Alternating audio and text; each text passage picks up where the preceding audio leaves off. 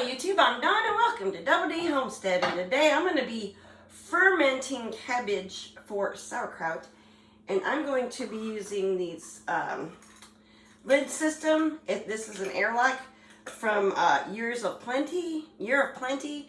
I got these on Amazon. They were very affordable. I'm not affiliate. I don't have an affiliate link. I make no money for this. Just wanted you to know that, and I'll show you what they look like. So they come in this box here. I think I want to say I gave like $12 or $13. These were very affordable. And you get a set of 4. You get 4 of the airlocks. And they have everything you need. They're just, all you do is, this one's open, I'll show you. All I'm going to do when I stick this in the jar is pop the little top off here like so. And I have just a little bit of water in there. Let me dump that out. And then I'm going to put it about half full of water. And what happens is this ferments, this will come up, this little piece right here will pop up, let the gas out, and the gas will go through the water and out the top. And that keeps any air from sucking back into your kraut or whatever you're fermenting. So they fit right into these lids that come with it. These fit a wide mouth canning jar. And I've got a 2-quart jar over here I'm using today. And these also have seals that come out to wash. They go in here like so to make them airtight. And they have the built-in grommet that this just sticks right in. And it's a pretty nice little system, pretty affordable. I also know how to make one homemade. If you want to know that, let me know in the comments. So, with that said, okay, just real quick, y'all. I contacted the company about these fermenting lids that I've been using, and they were kind enough to send me, I don't get paid a commission or anything, y'all, but they did give me a coupon code for you and a link. It'll be in the description below. It's 10DD will get you 10% off at anything you buy from their site. And like I said, the link will be in the description, and this is awesome. They did this for y'all. I'm going to get to cutting up all my cabbage and getting in a big bowl here. I'm going to stick it all in this bowl until I'm ready to make the sauerkraut, which will be as soon as I chop this up. If you have a fancy machine to chop yours up faster, great. I have a knife. So I'm going to get started on this, and I'll be back when I have this all chopped up. So when I say chop it up, this is all I mean. Let me get this out of your way here. I'm just doing it in small strips like this. It's like if I was making coleslaw and cutting it by hand.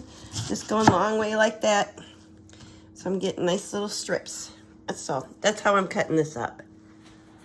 Alright, I got my cabbage all cut up here. Let me get the dog out. As I was saying. I have my cabbage all cut up here. And I have, it's, oh, I wrote it down so I wouldn't forget. I got a little over 12 pounds of cabbage here. And the ratio is 1.5 to 2 teaspoons of salt per pound of cabbage. So I've got a little over 12 teaspoons of salt here. No, wait, I take that back.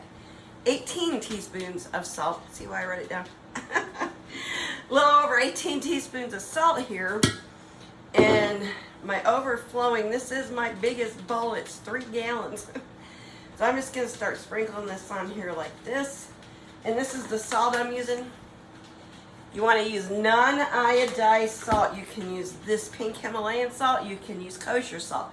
You can use canning salt. You can use, I think Walmart sells just regular plain salt. It says plain salt on it. You just don't want iodine in it. So, yeah, that'll make it not good. So I'm just going to sprinkle some of this in and just start working this in like this. Because this will break down a little bit. It's already starting to sweat, which you want. Because it's going to make its own juices before we start making its own juices before we get it in the jar. And I'm just going to keep going through and mixing this salt in and moving this cabbage around until I get it all worked in. And I did want to let you know, stainless steel, not aluminum. When you're making pickles or fermenting anything, never aluminum.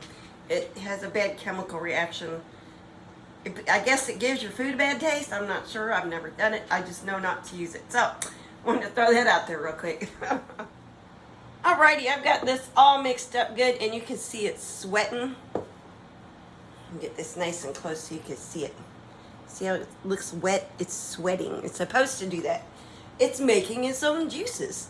And I had to use 2 bowls. I couldn't get it mixed good, just in one big bowl.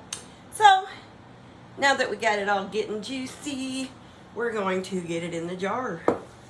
And to do that, we're just going to start stuffing it in here. And this is a pushing mallet for my squeezo. So, I'm going to use a rolling pin, whatever you got. Because we're going to tamp this down too as we go. Because when we're done, we're going to want juices covering this. See, just tamping it down. Just like so. And this is how I was taught to make sauerkraut, y'all. So, and there's many other ways. And you see me last year make it in the kimchi pot. And that did come out really good. And we ate it all. It was good. And I'm just going to keep tamping this down. I'm going to get my jar full and be right back. I just wanted to show you how this was coming. I'm almost got the jar full. And I've been pounding it down real hard. So it gets nice and tight in there. And can you see the juices right at the top of it? That's how you want it. Let's see if I can get you in here. Boop, boop. There we go. Let's see. Try and get it so you can see it. I don't know if it's, oh, there it is. You can see it on the side there. But yeah, that's what you want it to get nice and juicy. Alrighty, I got my jar full. I got juice all the way to the top where I beat it up, which is what you want. Oh, that's on the outside. And now I've got a weight. And you can use a rock or anything clean that'll fit down in your jar. And I'm just going to drop that on there, like so. I'm going to put my lid on. And I've got my seal in here. Make sure you got a seal on it. And then I'm going to get some water to put in this, and I'll be right back. Alrighty. I'm going to put half full. Just like so. Just like this. See how it floated up? It's almost halfway. Just a little bit more. There we go. And that'll let the gas bubbles come out underneath this part right here, and they'll come out the top. And I'm just going to gently set this on here so the gas can escape. And I'm going to let this ferment for a couple weeks and keep tasting it. And when it's ready, I'll just stick it in the fridge with a regular lid on it. So, hope you enjoyed this video. This is how I make sauerkraut. One of the ways I make sauerkraut. And if you like this video, please give me a thumbs up. And if you're new here, please subscribe. Y'all take care. God bless y'all.